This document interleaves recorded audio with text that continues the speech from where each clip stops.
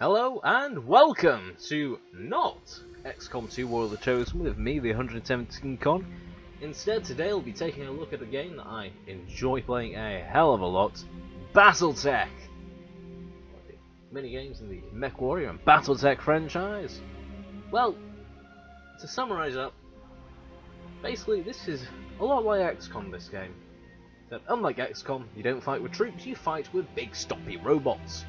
Think of it as XCOM, but with several 100-ton mechs and a lot more curb stomping. Anyway, I'm gonna shut up whilst this cinematic plays.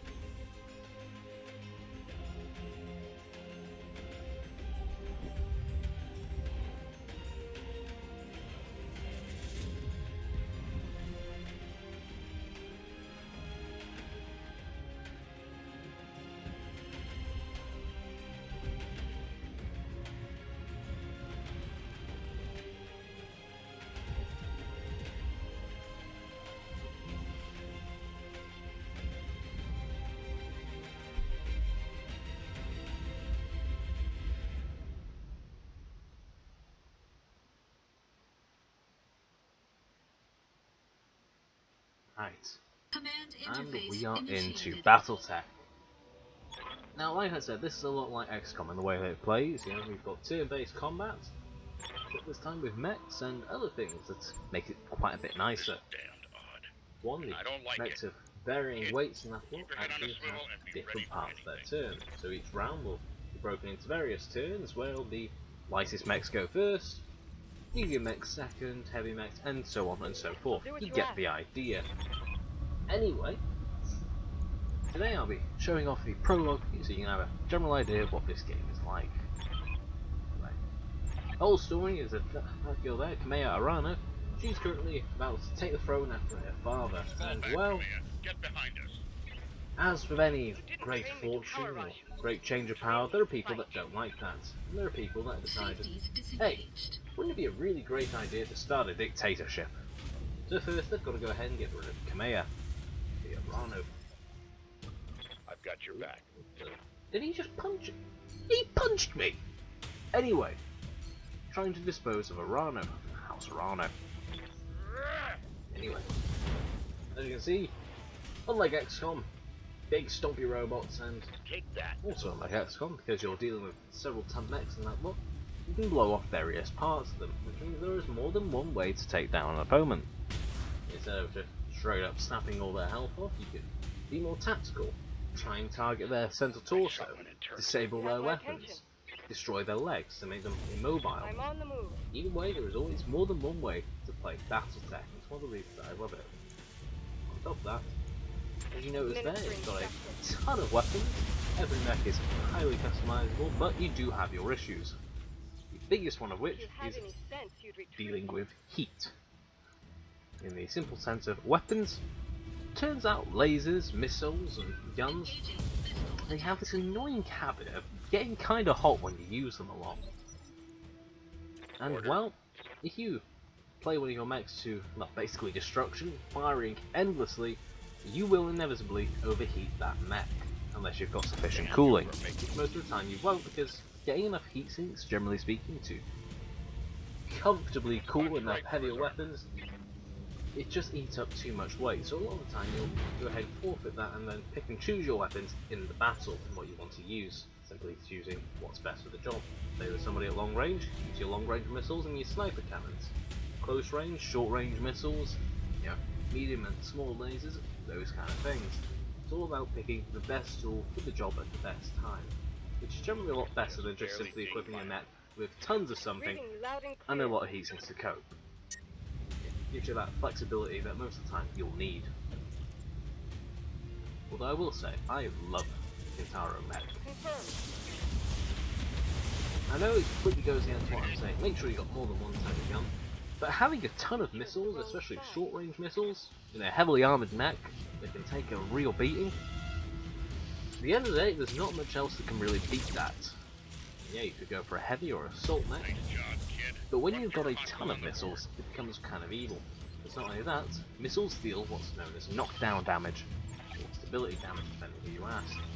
Essentially, you go over a certain limit of that stability / knockdown damage, or you blow someone's leg off, and their mech will fall over. One, kind of funny, and two, a real pain to anybody that's got their mech knocked over, because everybody gets what's known as a cold shot on them. This allows them to say, hey, I don't want to shoot at them in general, I want to shoot a certain part of them, say their arm, their leg, the center torso, or even the head where the pilot is if you're feeling rather adventurous. But at the end of the day, it causes some big issues. Alexander! And as we can see, directly, the enemy in the campaign of Battletech, well, they just decided to do orbital bombardment, because obviously someone's seen a bit too much Warhammer 40k. Anyway, carrying on with trying to fight off the Directorate and get Lady Orano off world, preferably. It's not really the best idea to keep someone that's in charge on the battlefield. I'm getting a sensor trace. And of course they drop somebody right in front of us. Espinosa forces. This is Lady Victoria Espinosa. Lady Arano is to be apprehended and taken alive by my command.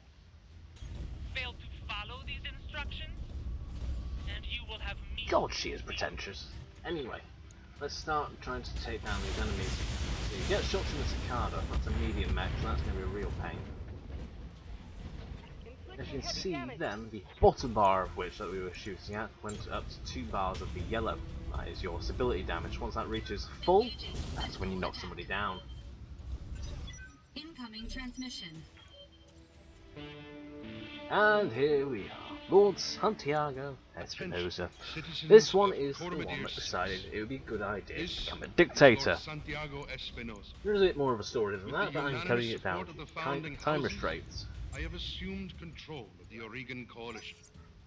For your own protection, There are also several other aspects of Battletech that make different from and XCOM. stay indoors Well, the until big one was otherwise the instructed. invasion. Also in XCOM there is a dedicated evasion stat which hasn't really shown off at all. Stand down. In this one, evasion plays a bit differently. When I say a bit differently, it's a bit more cancerous.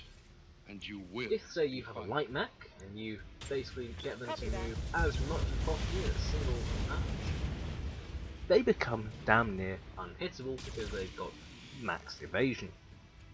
Stuff like sensor lock or taking shots at them will reduce their evasion, which makes them easier to hit. But when they've got max evasion, Talk to me. well,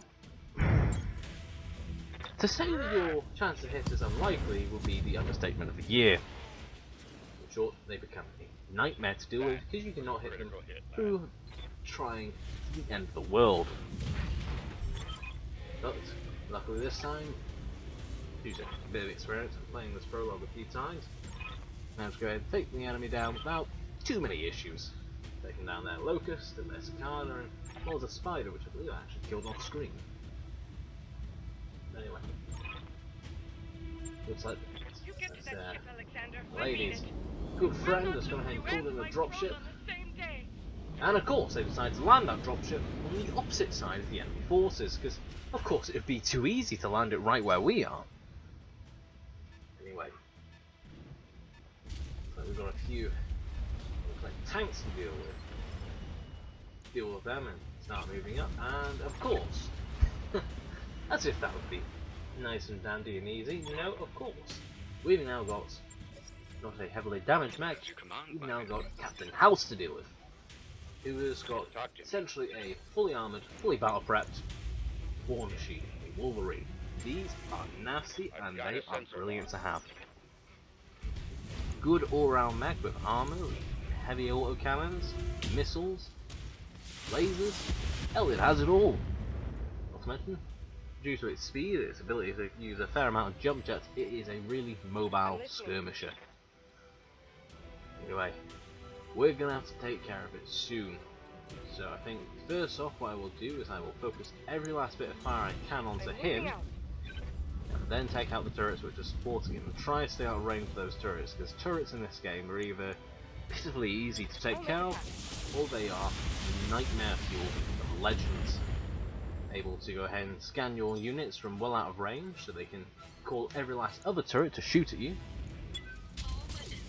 or they just can't do anything because you're out of range of them and you're spotting them with your nice little sensors. Orders. Anyway, focusing everybody onto Captain House, because I am not dealing with him today. Looks like he is slowly going down. Still got a fair bit of health and he's still got all of his weapons though, so he is doing damage to us. But we still do have a 3-to-1 advantage, which is good. Anyway, we'll move Kamea up front. Yes, I know she's the most important, but she's also got the most armor, so she can weather it. There we go, it's starting to spot targets for us. Right. We need to take House down. Right. Open everything up on him. And we only blew an armor. How great's that? Okay, let's move myself up. Move to there, see if I can get shots on House.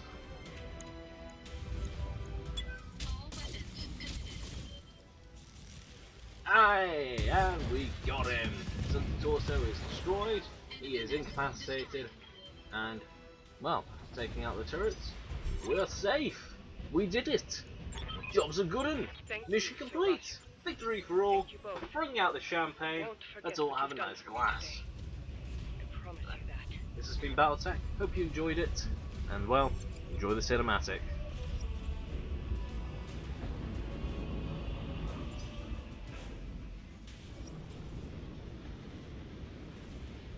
Oh.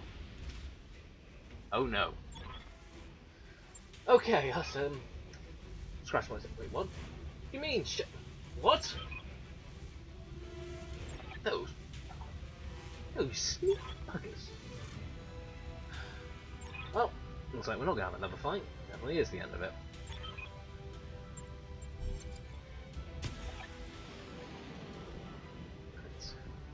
Let's see how this goes.